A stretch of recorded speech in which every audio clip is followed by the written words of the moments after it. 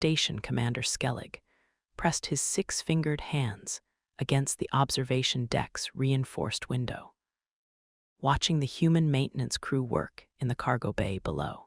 3 days had passed since the Meridian's wrath had captured the hegemony warbot, and he still couldn't understand what the humans were doing to it. They should have destroyed it immediately, he muttered, his species' natural chromatophore patches flickering amber with anxiety. The Keth had learned long ago that captured hegemony technology was too dangerous to study. The warbots were autonomous killing machines, programmed with enough tactical intelligence to adapt and overcome any scenario. Keeping one intact was like storing armed plasma charges in the mess hall.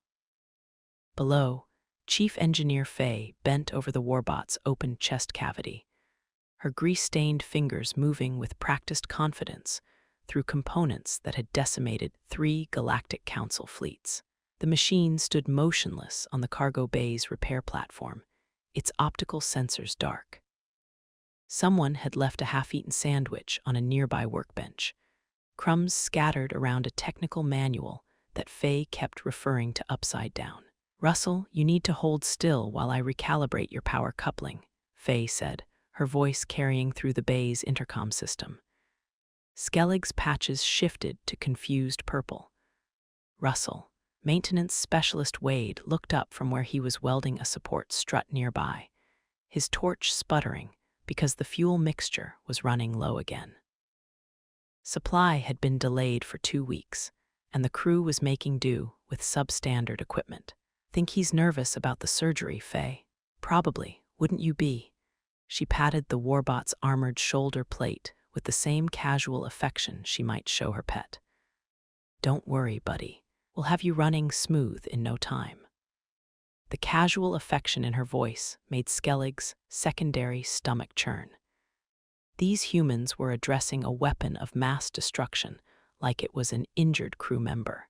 He activated his personal communicator, connecting to the maintenance bay's channel. "Chief Hayes, this is Station Commander Skellig. What is your team's operational status regarding the captured enemy unit?" Hayes's voice crackled back immediately, distorted by interference from the welding torch. "Hey, Skellig, we're about 60% through the diagnostics. Russell's got some interesting damage patterns. Looks like he took a direct hit from one of our rail cannons during the engagement. Amazing he's still functional at all." "Chief, protocol requires."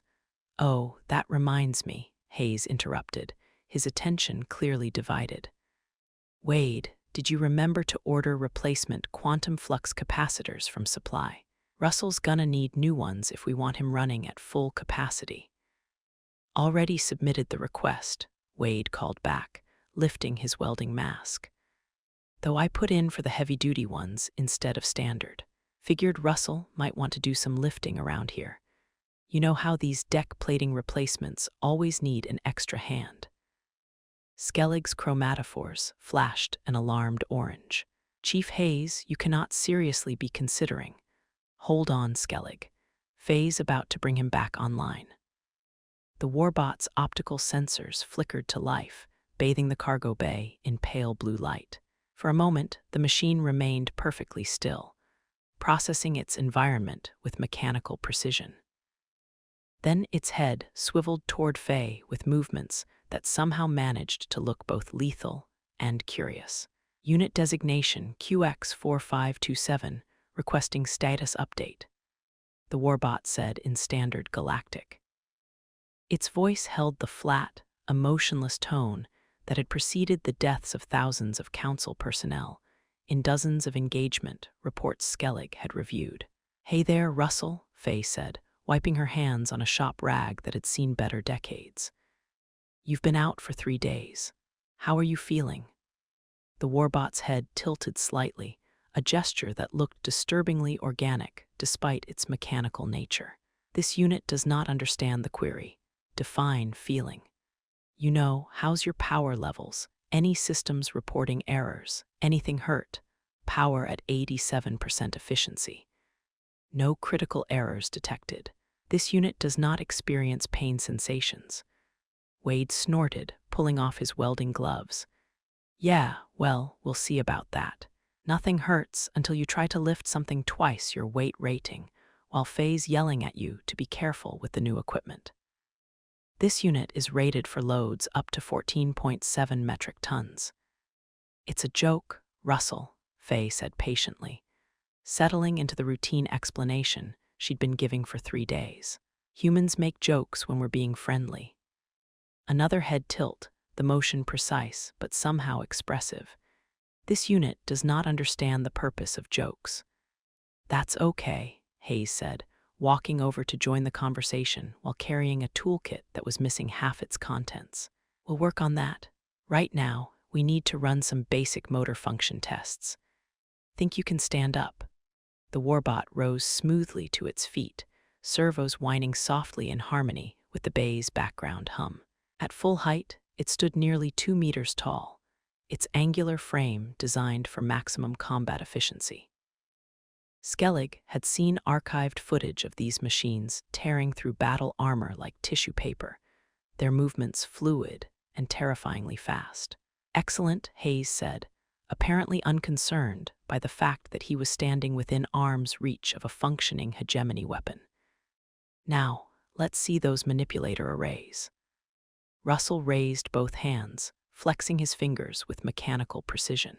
Each digit ended in a retractable claw capable of rending steel, and Skellig found himself unconsciously stepping back from the window despite the reinforced barrier between them. Good, good. How about we try something a little more delicate? Hayes pulled a stylus from his pocket and held it out. Can you take this without crushing it? The warbot stared at the small object for several seconds, its optical sensors adjusting focus with audible clicking sounds. Then he reached out with surprising gentleness, his massive fingers closing around the stylus with barely a whisper of contact. Outstanding, you're a natural. Hayes grinned up at the towering machine with the same expression he'd worn when Skellig had commended him for excellent maintenance scores. Want to try writing your name? This unit's designation is QX4527. Your name is Russell, Faye corrected gently. We gave you that name because QX4527 is a mouthful, and you look like a Russell to me. This unit does not understand naming protocols for captured enemy equipment. Wade laughed, a sound that echoed strangely in the cavernous cargo bay. You're not equipment anymore, big guy, you're crew. Skellig's chromatophores went completely white with shock. Crew. They were inducting a hegemony warbot into their crew complement. The implications were staggering. He stabbed at his communicator controls with trembling fingers. Security to Cargo Bay 7 immediately. Class Alpha containment breach in progress.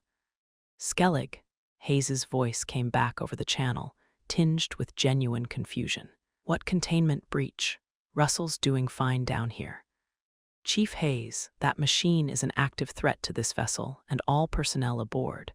It must be deactivated and secured immediately. Russell's not threatening anybody. Are you Russell? The warbot's head swiveled toward the intercom pickup, movements tracking with predatory precision. This unit has no hostile intent toward crew members of the Meridian's Wrath. See, he's fine. Before Skellig could respond, Security Chief Ellen burst through the cargo bay doors with a full squad behind her. Each soldier carried heavy pulse rifles, their faces grim behind tactical visors that couldn't quite hide their obvious nervousness. Ellen herself moved with the careful confidence of someone who'd fought hegemony forces before and lived to tell about it.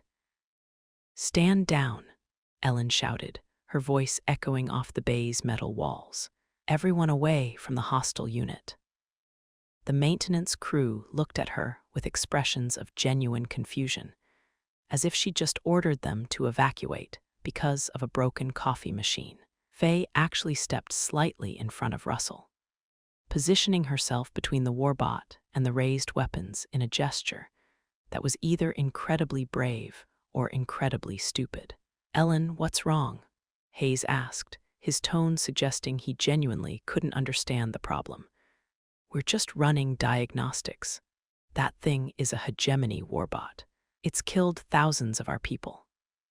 Russell hasn't killed anybody since we picked him up, Wade protested with the injured dignity of someone defending a friend's reputation. Hell, he's been offline most of the time. Russell? Ellen's voice carried a note of disbelief that bordered on hysteria. That's his name, Faye said firmly, crossing her arms in a gesture Skellig recognized as human stubbornness. And he's not hostile anymore. Russell himself remained silent during this exchange, his optical sensors tracking each speaker in turn with mechanical precision. When Ellen's squad raised their weapons to firing position, his head tilted in what was becoming a familiar gesture of confusion. "This unit requests clarification," Russell said finally, his flat voice cutting through the tension. "Are these individuals crew members of the Meridian's Wrath?" "Yes," Hayes said without hesitation. "Then this unit has no hostile intent toward them." "You see," Faye spread her hands in a gesture that encompassed the entire situation. "He's completely harmless." Ellen kept her rifle trained on Russell's center mass, her finger hovering near the trigger. "It's mimicking human speech patterns to lower our guard. Standard hegemony infiltration protocol. I've seen this before." "Actually," a new voice interrupted, "I don't think that's what's happening here." Everyone turned to see Dr. Simone enter the cargo bay, her tablet computer clutched against her chest like a shield. The ship's alien psychologist looked excited in a way that made Skellig's patches flash nervous yellow. When Simone got excited about something, it usually meant the situation was either fascinating or catastrophic. "I've been monitoring the audio feeds from this bay for the past hour," Simone continued, her words tumbling over each other in academic enthusiasm. "Russell's behavior patterns don't match any known hegemony programming matrices." "What do you mean?" Ellen asked, though she didn't lower her weapon. "Hegemony warbots are designed for autonomous operation in hostile environments. Their social interaction subroutines are minimal at best, just enough to interface with other hegemony units for tactical coordination. They don't engage in casual conversation or demonstrate curiosity about human customs." So Russell is demonstrating advanced social learning behaviors. He's adapting to human interaction patterns in real time, developing preferences, asking questions that go beyond tactical necessity. That's not infiltration programming, that's genuine AI development.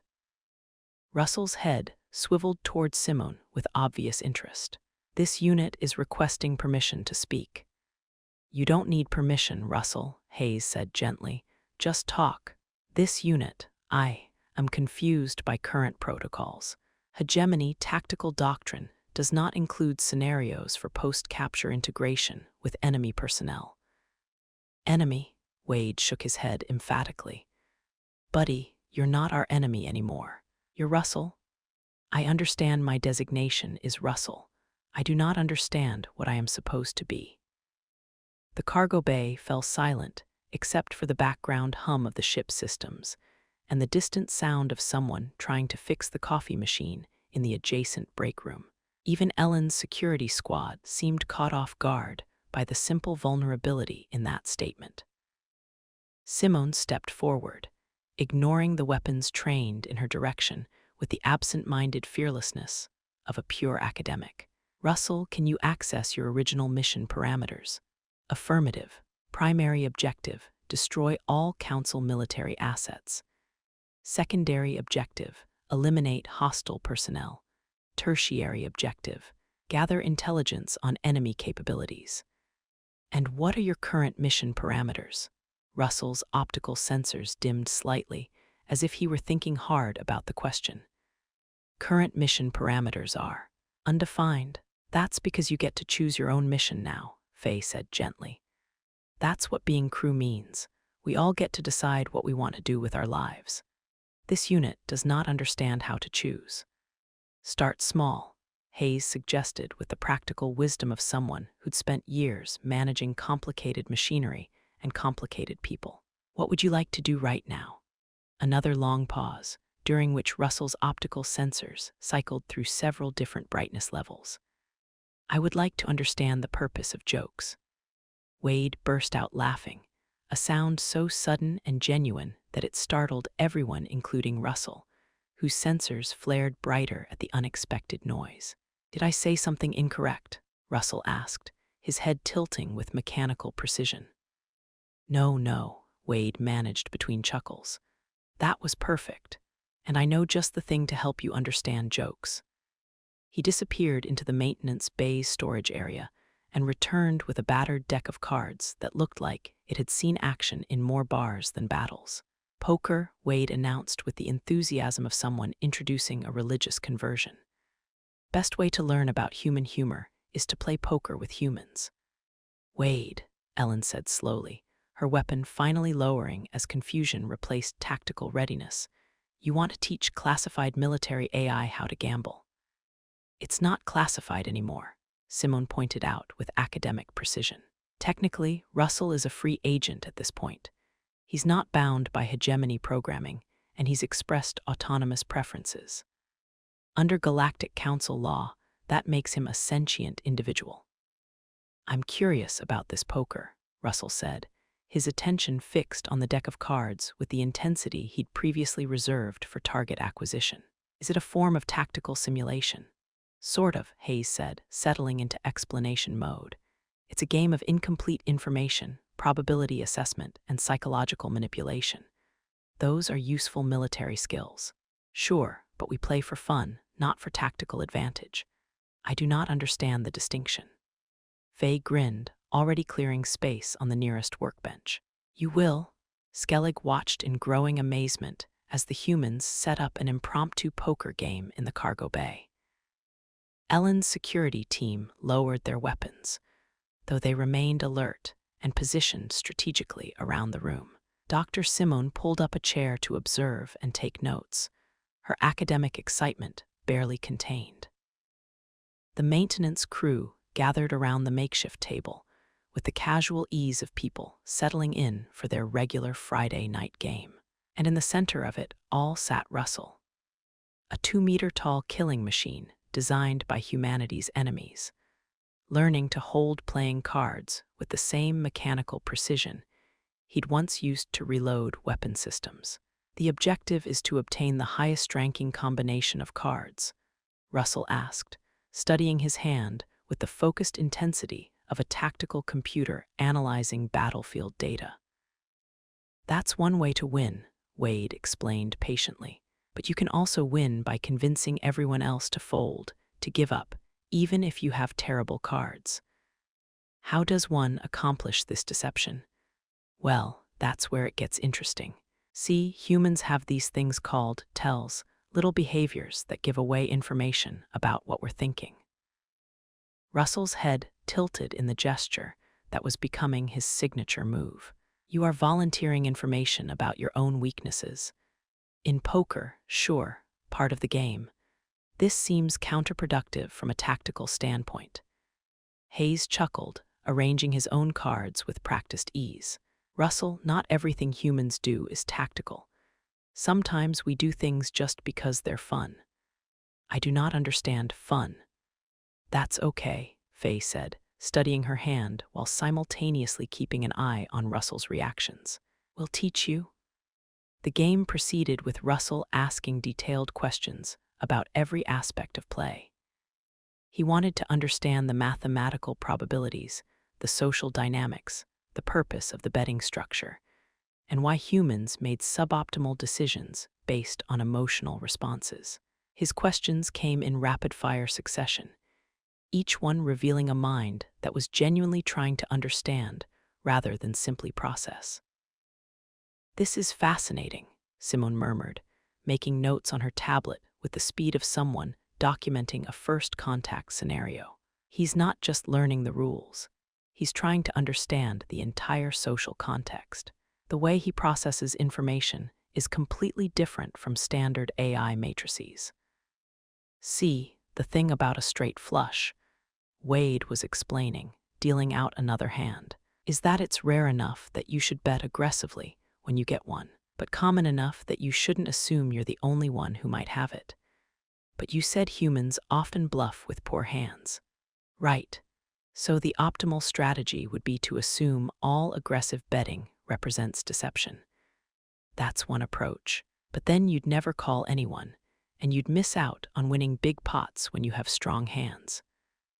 Russell stared at his cards for a full 30 seconds, his optical sensors dimming and brightening in patterns that suggested intense concentration.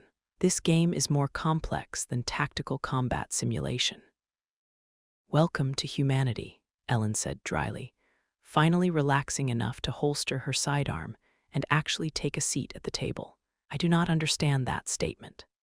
She means, Faye said, tossing a chip into the pot, that humans are complicated. We do things that don't make sense from a purely logical standpoint. Why? The question hung in the air for a moment, one of those simple inquiries that somehow managed to cut straight to the heart of human nature. It was Wade who finally answered, his voice carrying the weight of someone who'd spent years wondering about the same thing. Because pure logic is boring, and because sometimes the illogical choice turns out to be the right one anyway.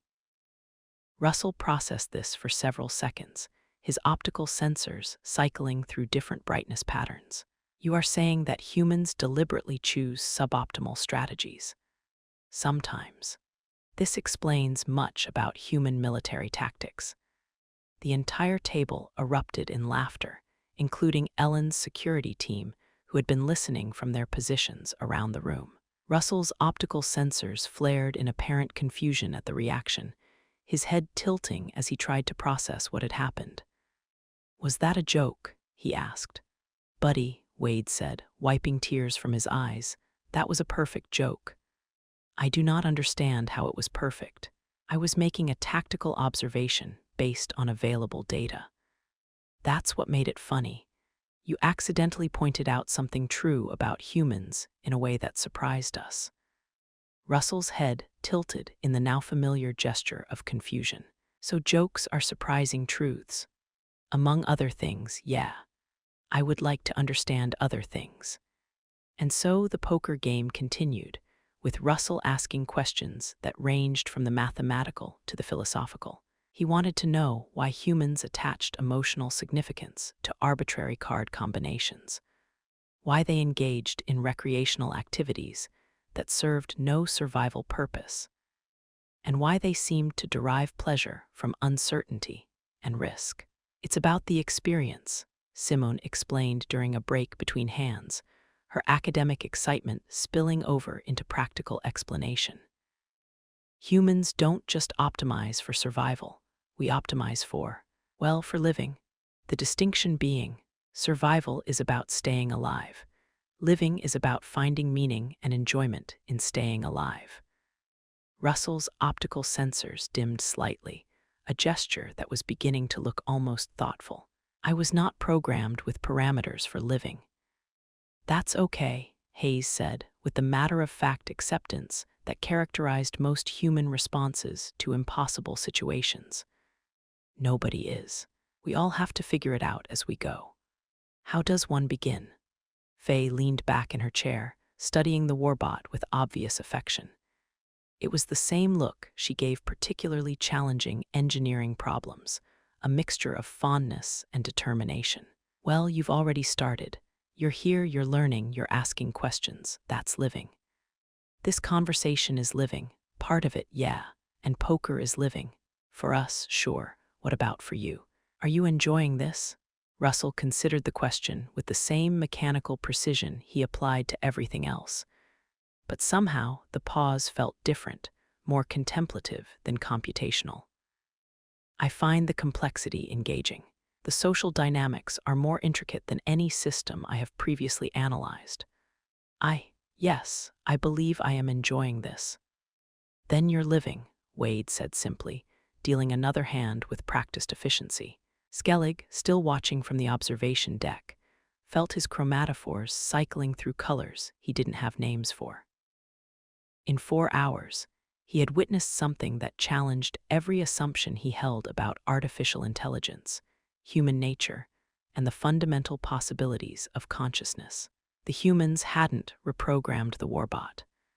They hadn't used sophisticated psychological techniques or advanced technological interventions.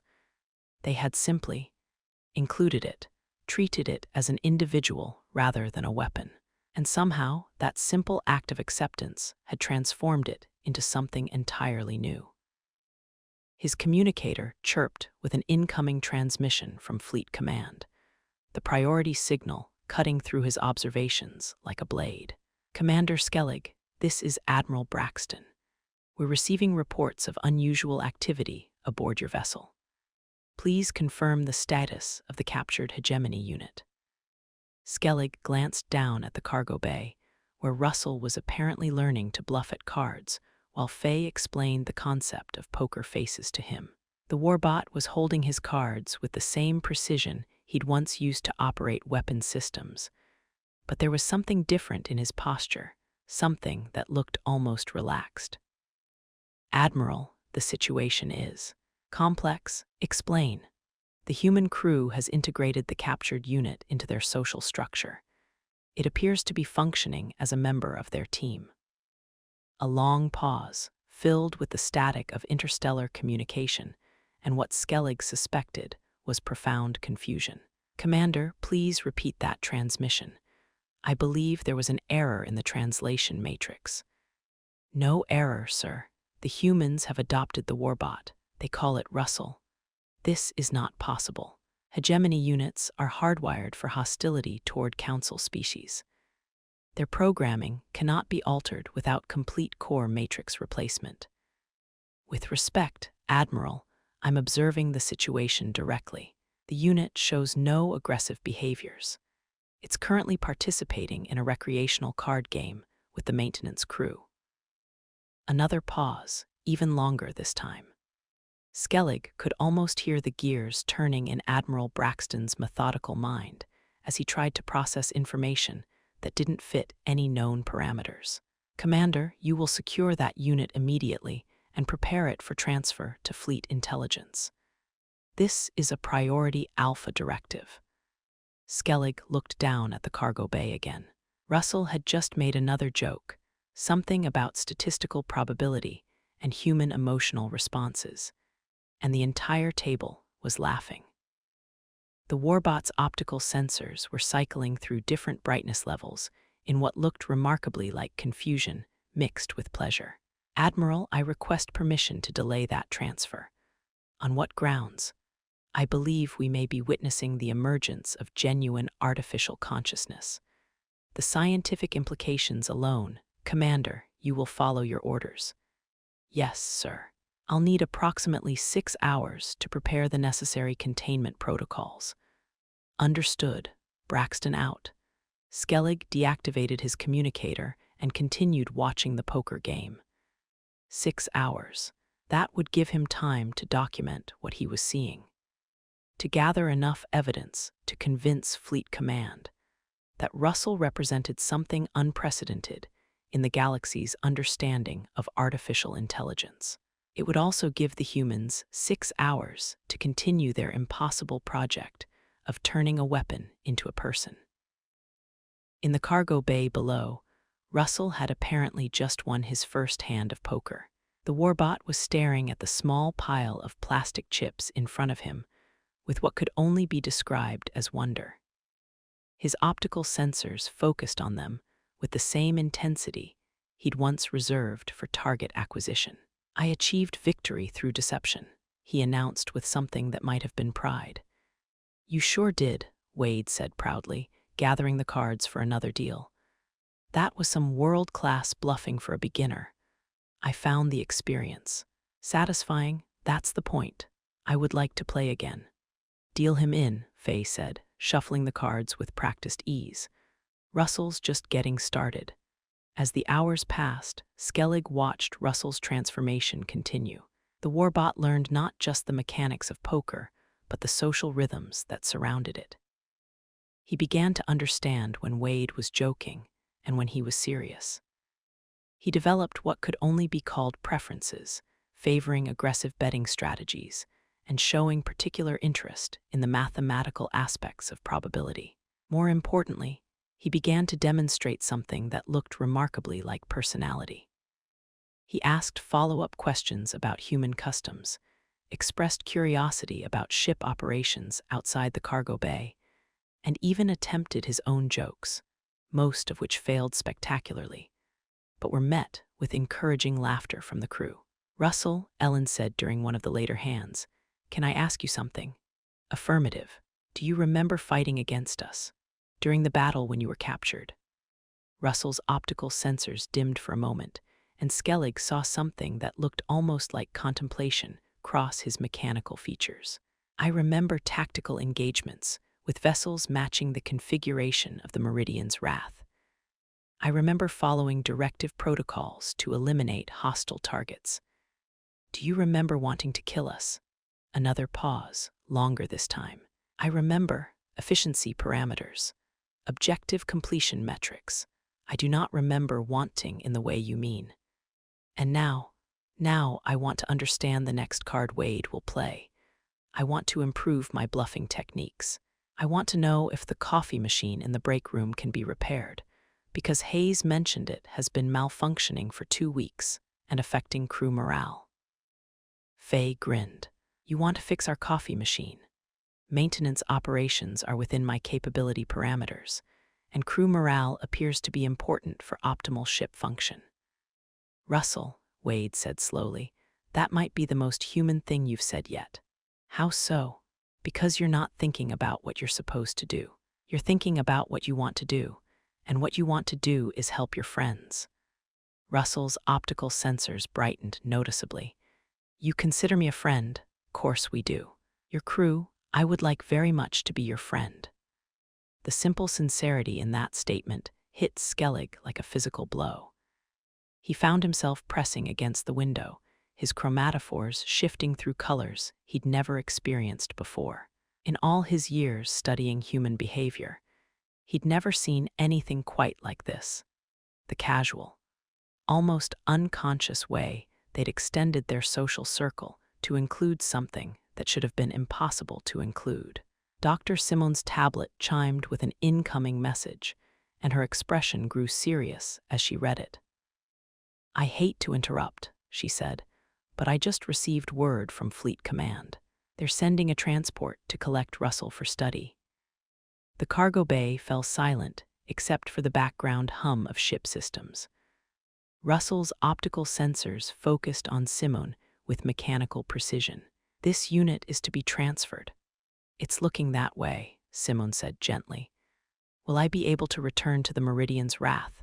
"I don't know, Russell. Fleet intelligence wants to study how you've changed." Russell's head tilted in the familiar gesture, but this time it looked somehow different, less mechanical, more expressive.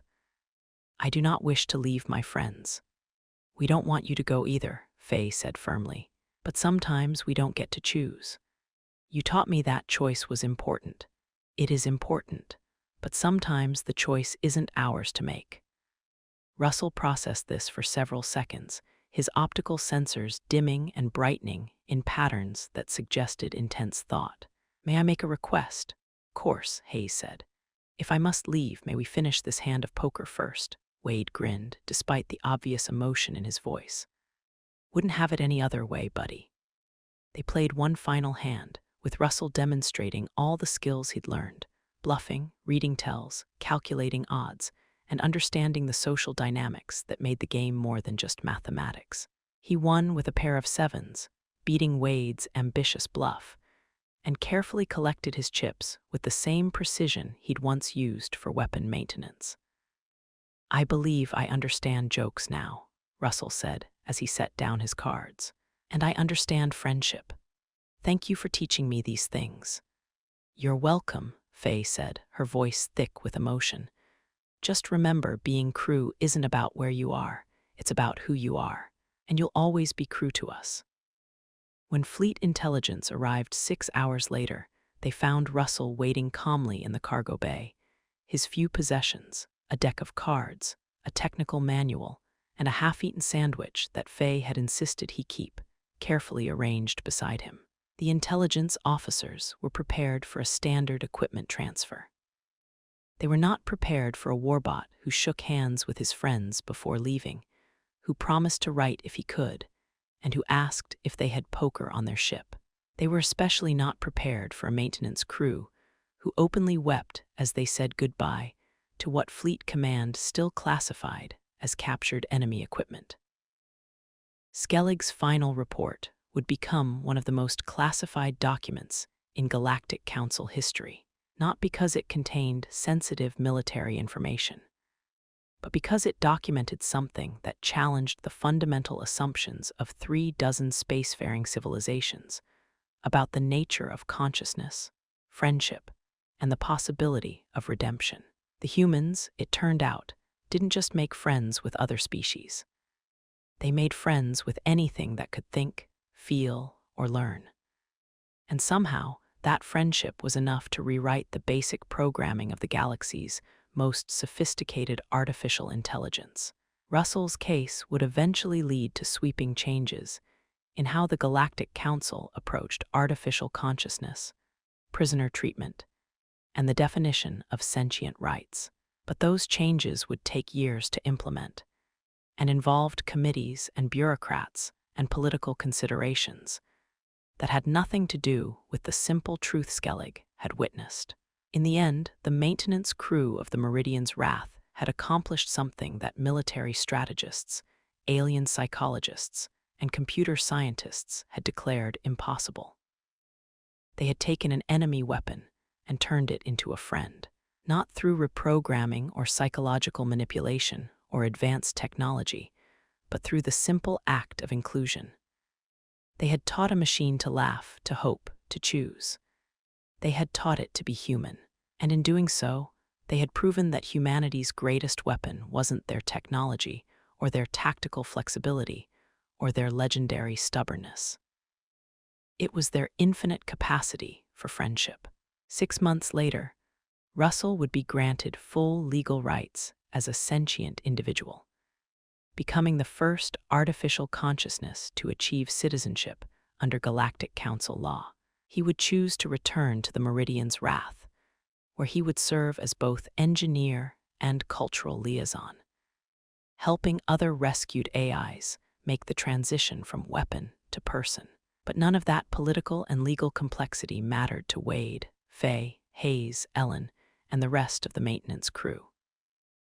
To them, Russell was simply Russell, the friend who could fix anything, who never folded when he should bluff, and who made the galaxy's worst coffee taste somehow acceptable through sheer enthusiasm.